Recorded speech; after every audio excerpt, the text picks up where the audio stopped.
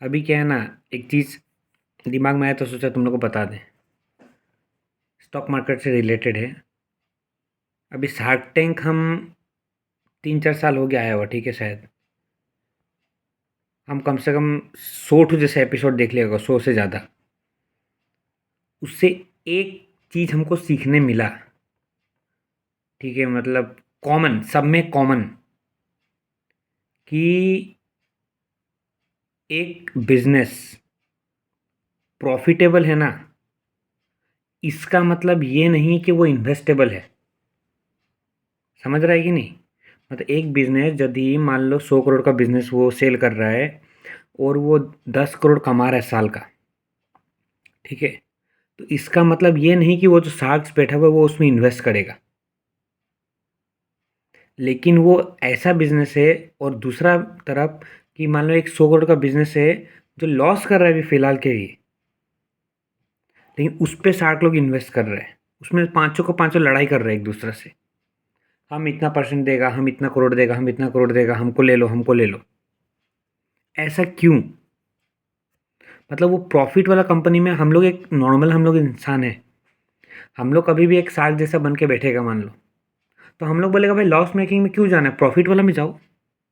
इसमें भी same investment है, इसमें भी सेम इन्वेस्टमेंट है। उससे अच्छा हम लोग को साल का 1 करोड़ इन्वेस्ट करेगा तो कम से कम 10% रिटर्न मिलेगा, और आगे जाके और भी ज़्यादा रिटर्न मिलेगा। लेकिन उन लोग हर बार हम देखा है कि उन लोग मैक्सिमम, मतलब कोई को प्रॉफिट भी होता रहा, लेकिन वो प्रॉफिटेबल कंपनी को छोड़ दिया। ये इन्वेस्टेबल नहीं है, अभी ये इन्वेस्टेबल नहीं है, अभी इन्वेस्टेबल नहीं है। क्यों? क्योंकि मतलब हम सोचा, मतलब इन्वेस्टेबल इसलिए नहीं है कि उसका फ्यूचर नहीं है। मतलब फ्यूचर नहीं, मतलब उसका एक्सपांसन ज़्यादा नहीं है। समझ रहे? जैसे कि मान लो गांधार ऑयल, ठीक है, वो अभी गया शार्क टैंक में, ऐसे बोल रहे हैं। वो 100 करोड़ का, 1000 करोड़ का बिजनेस करता है वो, ठीक है। वो प्रॉफिटेबल बिजनेस है, ठीक है, मान लो वो प्रॉफिटेबल बिजनेस है। मान लो कि वो 10% कमाता है साल का।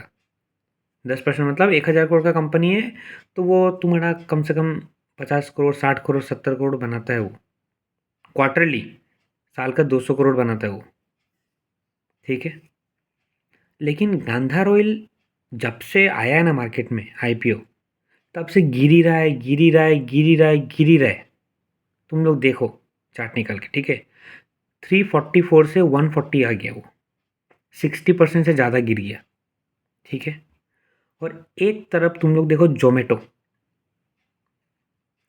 जोमेटो जितना का कंपनी है ना, हर क्वार्टर में वो 400-500 करोड़ रुपए लॉस करते हैं।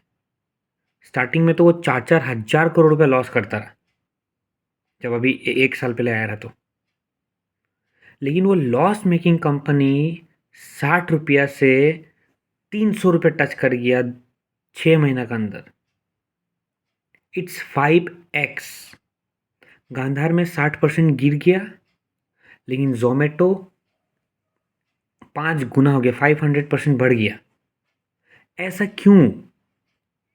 मतलब जो कोई यदि आप उसका फाइनेंशियल स्टेटमेंट देखे, समझ रहे हैं, हम तुमको जोमेटो का फाइनेंशियल स्टेटमेंट पकड़ा देगा, गांधार का भी पकड़ा देगा। तुम बोलेगा जोमेटो में तो कोई कुत्ता भी इन्वेस्ट ना करे, इतना लॉस मेकिंग कंपनी है।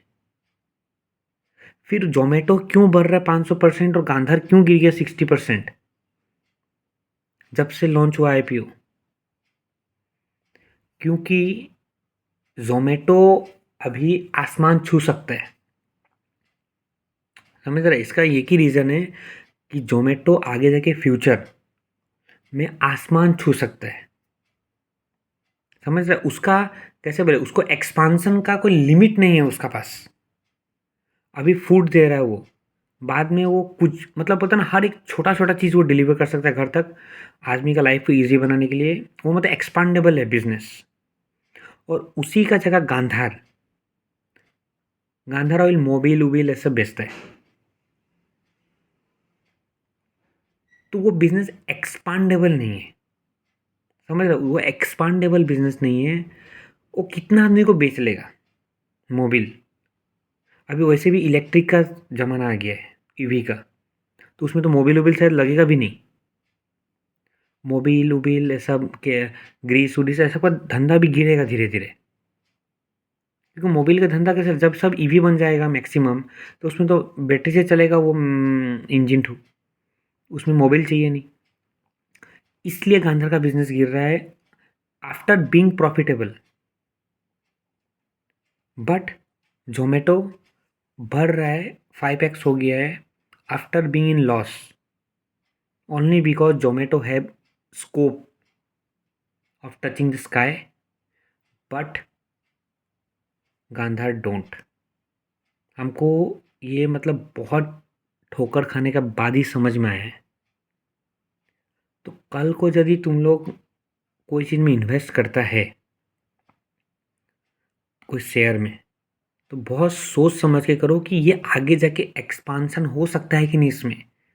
आज ये 100 करोड़ का सामान बेच रहा है, तो आगे जाके ये 1000 करोड़ का मार्केट बनेगा या नहीं बनेगा। तुमको प्रॉफिट से कोई मतलब ही नहीं है। प्रॉफिट वो बनाएगा, यदि वो एक्सपांड कर सकेगा तो वो प्रॉफिट बनाएगा आगे जाके। अगर वो अभी यदि एक्सपांसन का, उसका मतलब आगे जाके कुछ है। सेम लाइक पीवीआर आयोनिक्स, वो देखो अभी सिनेमा का क्या हाल हो गया है। जो तुम्हारा ये जो क्या बोलते हैं इसको, सिनेमा हॉल सबका, पीवीआर आयोनिक्स का क्या फ्यूचर है, तुमको क्या लगता है? कितना आदमी सिनेमा हॉल में जाके फिल्म्स देखेगा? उसका क्या फ्यूचर है पीवीआर का? अभी जब नेटफ्लिक्स, जियो हॉटस्टार, तो क्या क्या आ गया है, अमेजोन प्राइम, तो तुमको क्या लगता है, तुम पीवीआर को, पीवीआर प्रॉफिटेबल है मान लो है, उसको ये देख के तुम इन्वेस्ट करेगा? या तुम अमेजोन मान लो प्राइम लॉस कर रहा है अभी, अभी फ्री दे रहा है सबको, जियो हॉटस्टार मान लो फ्री दिखा रहा है क्रिकेट, 8,000 करोड़ का वो लिया वर्ल्ड कप का वो चीज़, क्या बोलते हैं उसको उन लोग, स्पॉन्सरशिप, और तुमको फ्री में दिखा रहे हैं उन लोग। तो फ्यूचर उसमें है जियो हॉटस्टार में, ना पीवीआर आयोनिक्स में है। PVR Inox profit making company है, Jio Hotstar for now currently loss making company है। तो ये तुमको सोच के ही इन्वेस्ट करना है। तुम सिर्फ लॉस मेकिंग, प्रॉफिट मेकिंग ये देख के करेगा, तो एक दिन प्रॉफिट मेकिंग भी लॉस मेकिंग में आ जाएगा। और एक एग्जांपल आ रहा था, सोलर। तुम सोलर को ले लो और बाकी दूसरा कंपनी ले लो, solar is future, EV is future. तो जो फ्यूचर आने वाला है वही चलेगा, ठीक है? अब जियो जो हम लोग सिम चलाता है तुम्हारा, वो क्या किया, वो पहला 4 साल फ्री में इंटरनेट बांटा, ठीक है?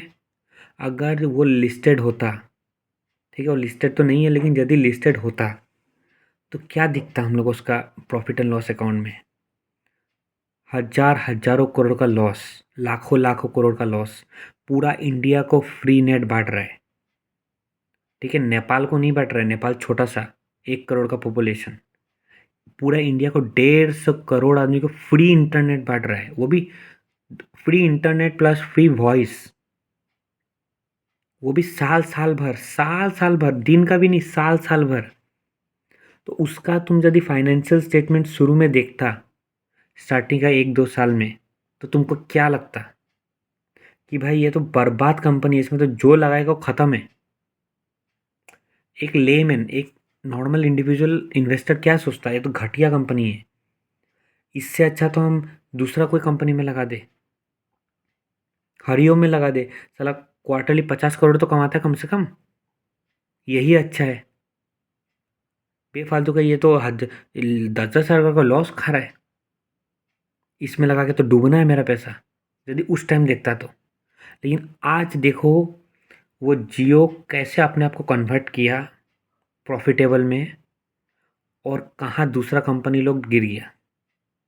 वोडाफोन वोडाफोन उस टाइम प्रॉफिटेबल था। हरिओम को छोड़ो, वोडाफोन उस टाइम तुम वोडाफोन और जियो को कंपेयर करता तो तुम कभी जियो को नहीं चुनता एक नॉर्मल इंसान का। पर हाँ, यदि कोई बहुत रिसर्च करके बहुत सोच समझ के, जैसा अभी हम सोच रहे हैं, वैसा कोई इन्वेस्ट करता तब अलग बात है, फंड मैनेजर हो कोई हो। लेकिन यदि कोई एक नॉर्मल इंडिविजुअल को दोनों बैलेंस शीट हम दे देता, पीएल अकाउंट, तो जियो का देखता और वोडाफोन का देखता ना, तो वो वोडाफोन में इन्वेस्ट करता, क्योंकि वोडाफोन का पास कस्टमर था, फ्री नहीं दे रहा था वो, प्रॉफिटेबल था, 20 30 40 साल से चल रहा है कंपनी, ट्रस्ट था आदमी का, सब जानता था उसको।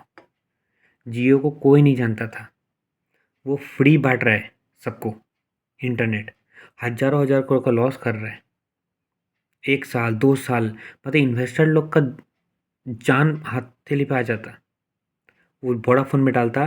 तो आज वो वोडाफोन का हालत देखो तुम लोग, और आज जो जियो को देखो, जियो लिस्ट हो गया ना मार्केट में, वो कितना परसेंट बढ़ेगा ना, वो कितना परसेंट, हमको तो लगता है डबल प्रीमियम में खुलेगा, 200% 300% प्रीमियम, सब रिकॉर्ड तोड़ देगा आज का दिन में जियो यदि आ गया तो, आईपीओ आ गया जियो का तो। और वोडाफोन को देखो, वोडाफोन कब बंद हो जाए, उसको गवर्नमेंट बचा के रखा है बस, इसलिए वो बचा हुआ है।